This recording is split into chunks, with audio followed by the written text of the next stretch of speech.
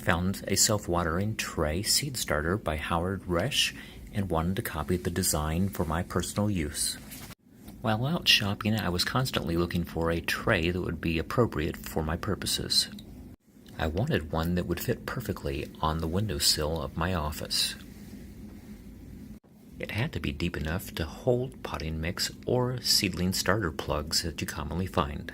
I then needed a jar with a watertight screw-top lid.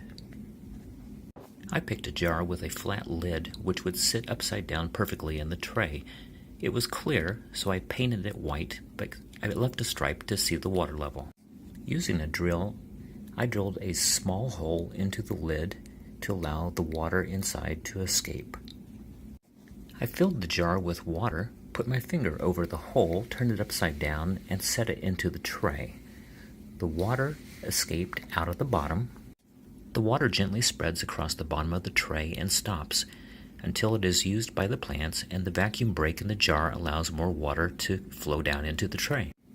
Now I could start my seedlings and go on vacation for a few days without worrying about whether or not someone can water my plants.